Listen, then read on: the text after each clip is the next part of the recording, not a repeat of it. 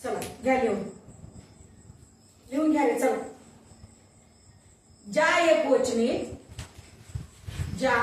एकवचनी नाही लिहून घ्या. आता तुम्हाला मराठी लिहिता येते. घ्या लिहून. त्याच चाललंय हे ऍड इंडेफिनेट आर्टिकल्सचं चाललंय. ज्या एकवचनी सामान्य नामाचा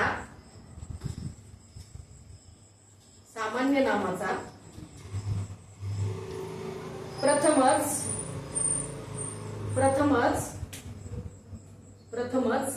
एक अनिश्चित घटक म्हणून उल्लेख केला जातो.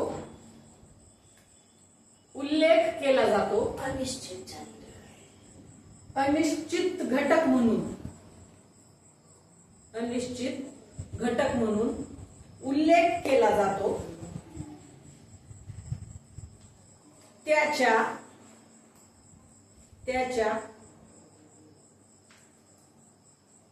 त्याच्या उच्चाराची सुरुवात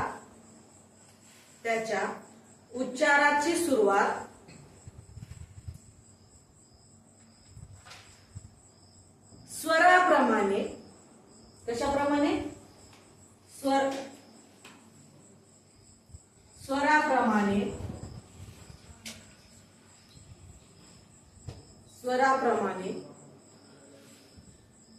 होत असेल तर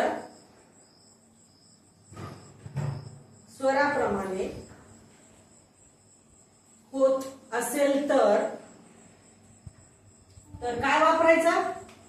ऍन वापरायचं. कशाप्रमाणे होत असेल तर स्वराप्रमाणे होत असेल तर ऍन वापरायचं. मग नंतर दुसरा पॉइंट त्याच्यातच खाली परंतु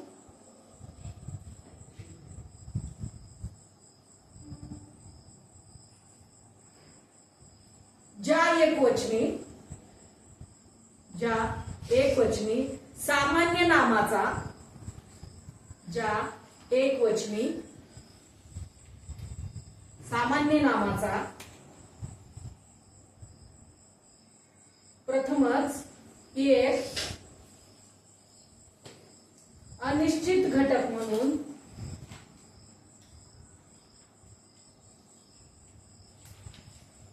त्याचा उल्लेख केला जातो.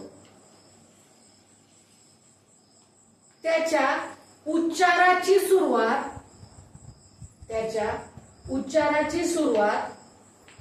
आता कशाने झाली पाहिजे? स्वर संपला. आता काय आहे?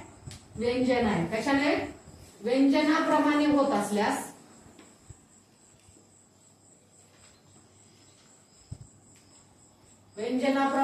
असल्यास काय वापरायचं? मग कोण राहिलं? तयार झाल्यावर पण ए राहिलं. हा चला ए वापरतो. ए हे उपपद केला जातो. उल्लेख केला जात असेल तर त्याचे जर काय उच्चार कशा होत असेल तर उच्चाराची सुरुवात जर व्यंजनाप्रमाणे होत असेल तर हे उपपद वापरतात. ऍन कधी वापरतात? स्वराप्रमाणे होत असल्यावर. ऍन कधी वापरायचं? स्वराप्रमाणे उच्चाराची सुरुवात होत असेल तर. आणि हे कधी वापरायचं? तर व्यंजनाप्रमाणे होत असल्यास. ठीक आहे. वाक्य लिहा. एक्झाम्पल्स घ्या याच्यातले.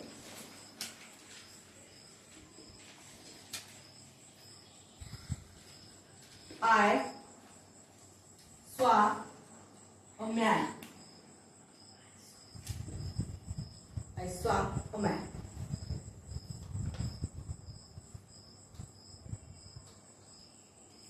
हे कोणतं आहे रे वाक्य? हे कशाचं आहे? व्यंजनाप्रमाणे व्हायली ना सुरुवात. मग हे काय आहे इथं? मन सुरुवात व्हायली ना नामाची. मॅन मग आहे ना. मग तिथं काय वापरले आपण? व्यंजन असल्यामुळे हे वापरले. पण आता आपल्याला कशाप्रमाणे असल्यावर स्वराप्रमाणे असेल तर काय वापरायचे? मग ऍन वापरायचे. मग दुसरं घ्या वाक्य. ही एट अँड ऍपल. हा, कारण इथं काय आले, ऍ आले. ऍ हे काय आहे, स्वर आहे. हा काय आहे, स्वर आहे.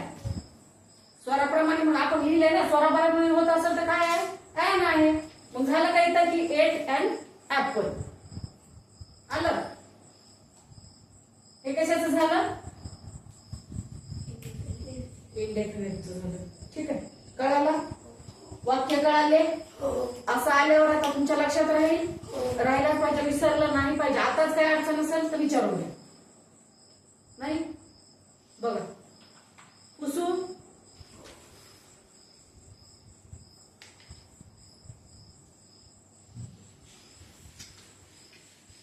आता बघा एक चार्ट आहे त्याच्यामध्ये. आता तो चार्ट याच्यासाठी आहे की ज्या वेळेस आता आपण काय पाहिलं की बस स्वराने आणि व्यंजनाने जर सुरुवात होत असेल तर काय वापरायचं आपल्याला, ए किंवा ऍन वापरायचं. पण कधी कधी आपल्याला कन्फ्युजन असते काय आल्यावर काय घ्यायचं. बरोबर, म्हणजे कुठं स्वर आहे, कुठं व्यंजन आहे, कुठं कुठं कधी आपल्याला काय होतंय, कन्फ्युजन होतंय. आपण थोडं कसं होतं, गोंधळल्यासारखं होतं. मग आपल्याकडून काय होतंय, चुकण्याची शक्यता असते. मग ते चुकू नये याच्यासाठी एक चार्ट आहे, तो आपण बनवून घेऊ. बनवून घ्या तुम्ही बी तुमच्या वहीमध्ये. आपण हे मी मोडते अगोदर, म्हणजे तुम्ही तेवढा चार्ट ही करा. मग आपण मग हे डेफिनेटचं बघू. बघा, vowel,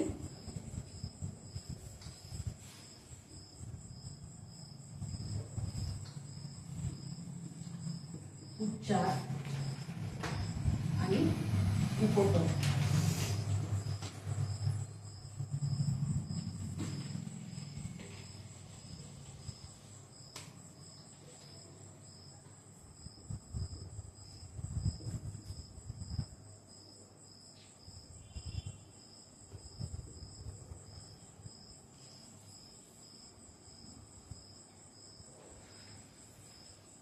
घ्या लिहून.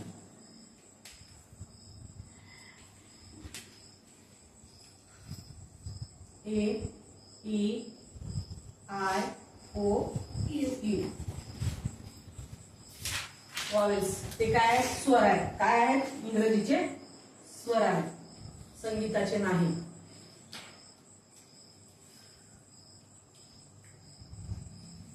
ये हे उपपद कधी का वापरायचंय, त्याचा उच्चार कसा होत असेल तर वापरायचं.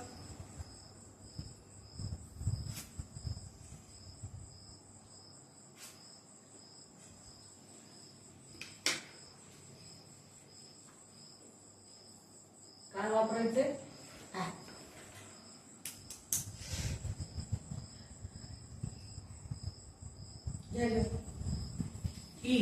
ई च लिहून घ्या रे. चला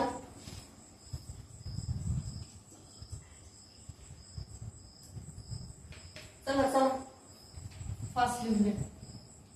आयचं बघा. आता इथं कधी कधी काय होतंय, हे यू एक आहे बघा, हे त्याच्यासाठी काय घ्यायचं, ए घ्यायचं.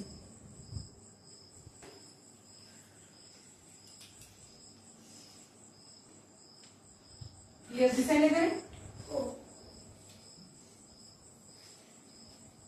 लिहून घ्या. चला, ई साठी यू पण येते का,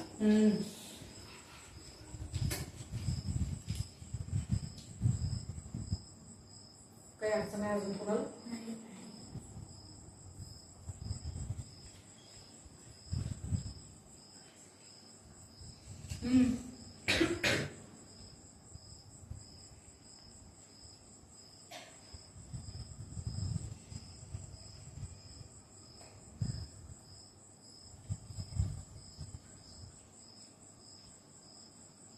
काय बरं,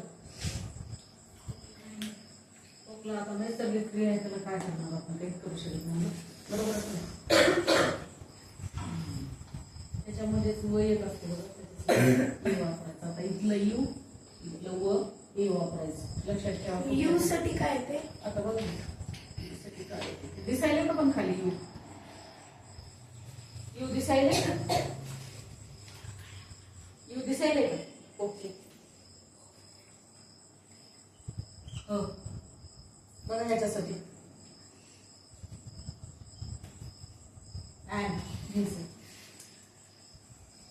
स्वर, उच्चार आणि उपपद. जर कुठल्या स्वर ए हे स्वर असेल तर कसा त्याचा उच्चार कसा होणार आहे? अ ए. त्याच्यासाठी काय घ्यायचंय? अँड घ्यायचंय. ई असेल तर ई किंवा ए तयार होईल त्याच्यामध्ये काय घ्यायचंय? अँडच घ्यायचंय. यू जर असेल तिथे कधी कधी अपवादात्मक असेल तर त्याला ए घ्यायचंय. आय साठी ई किंवा आई अँड घ्यायचंय. ओ ओ आ अँड घ्यायचंय. त्याच्यामध्ये कधी कधी एक्सेप्शनल केसेस मध्ये काय व आहे त्याच्यासाठी पण अ घ्यायचंय. अ म्हणजे ये. यू साठी काय? अ. मग अ साठी काय घ्यायचं आपल्याला? अँड घ्यायचंय. स्वराप्रमाणे होत असेल तर सुरुवात काय घेणार आहोत आपण? अँड घेणार आहोत ना. स्वराप्रमाणे होत असेल तर अँड घ्यायचंय आणि व्यंजनाप्रमाणे होत असेल तर ए घ्यायचंय. काय घ्यायचंय? ए घ्यायचंय. इथं पण आहे बघा हे यू. त्याच्यासाठी काय घ्यायचंय? एच घ्यायचंय. यू यू झालं का?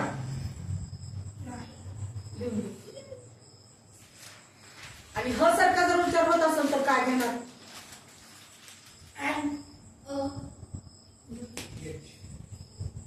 ह चे उच्चार दोन होते माहित आहेत का तुम्हाला? कसे कसे होते आता बघू आपण. हे लिहून घ्या अगोदर आपण मग ते लिहू. ह्याच्यासाठी हे जे आहेत ना शब्द लिहून घ्या. त्याच्याखाली एक्झाम्पल्स ह्या चार्टच्या खाली एक्झाम्पल्स म्हणून टाका आणि त्याला शब्द लिहून घ्या. चला. an apple, an apple, an elephant, an elephant,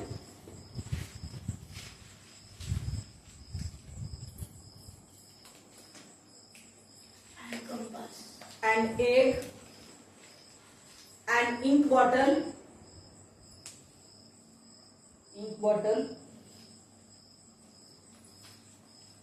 an orange, an onion म्हणजे काय रे? कांदा.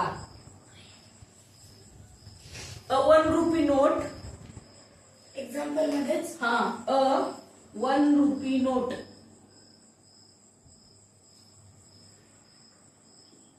a 1 rupee note.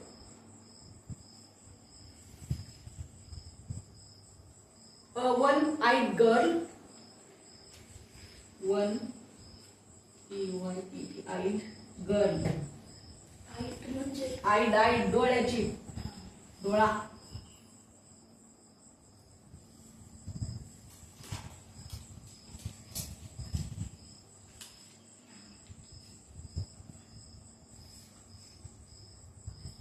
चालतो. a university. युनिव्हर्सिटी स्पेलिंग लिहिता येते का? UNIVERS साठी युनिव्हर्सिटी. A unit.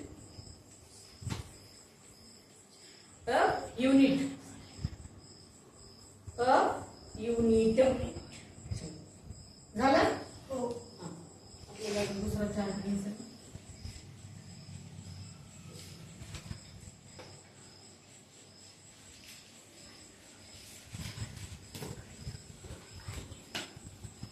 आता इथं स्वरच्या जागी काय येईल रे? व्यंजन. व्यंजन येईल. पण कोणतं व्यंजन घेणार आहोत आपण इथं?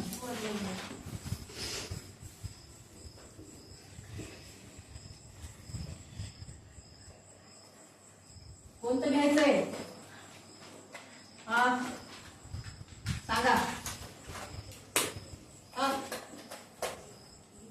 एकच मिनिट. एवढा चार्ट उद्या झालं. एवढा चार्ट झाला की झालं. चला. एच. आता हे एचचा जो उच्चार आहे वेगळ्या वेगळ्या होते. दोन मध्ये होते. कसा होतंय?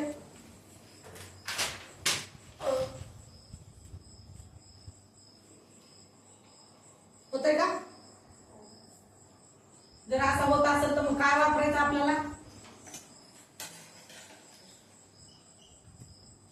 काय वापरायचं?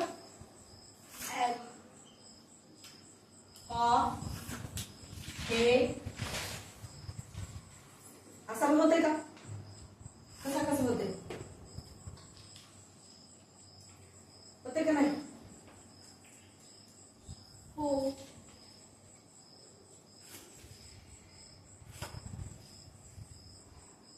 हे है आणि हा. जर असं तर काय वापरायचं? हे वापरायचं. कसा होतंय बघा, इथंच बघा लगेच.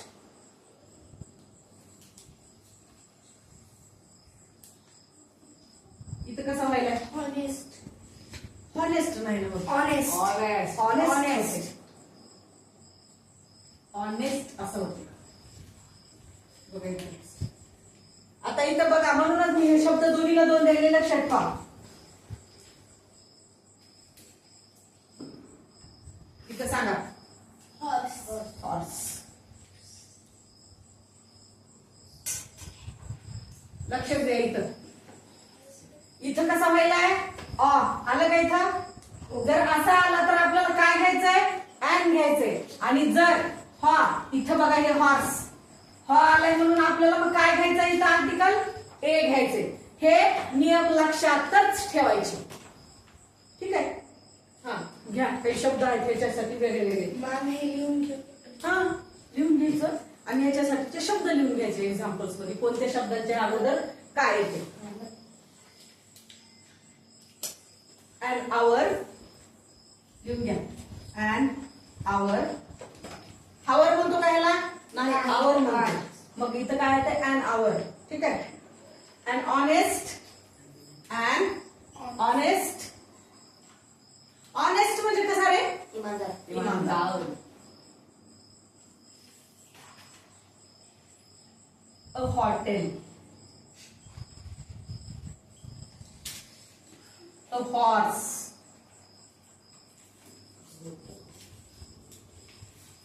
Horse. A hand. A hand. Okay. A hair. A hand. झालं म्हणजे आता तुम्हाला हे एकंदरीत लक्षात आलं. आपण काय बघतोय? आर्टिकल्स. आर्टिकल्स किती आहेत? 3 आहेत. त्याचे प्रकार 2 आहेत. त्याच्यामध्ये एक इंडेफिनेट आणि दुसरा डेफिनेट. मग आपण आजपर्यंत बघितलंय कुठपर्यंत बघितलं? इंडेफिनेट पर्यंत बघितलं. त्याच्यामध्ये कुठलच्या उच्चारामध्ये स्वराचा उच्चार असल्यानंतर त्याच्या उच्चार स्थानानुसार कुठलं आर्टिकल वापरायचं आणि व्यंजन असल्यानंतर त्याच्या उच्चार स्थानानुसार कुठलं आर्टिकल वापरायचं हे शिकलं. ठीक आहे? मग बाकीचं जे राहिले काय इंडेफिनेटचं ते कधी बघू आपण पुढच्या तासाला. ठीक आहे? ओके. लक्षात राहील का नाही? राहिलाच पाहिजे. विसरायला आता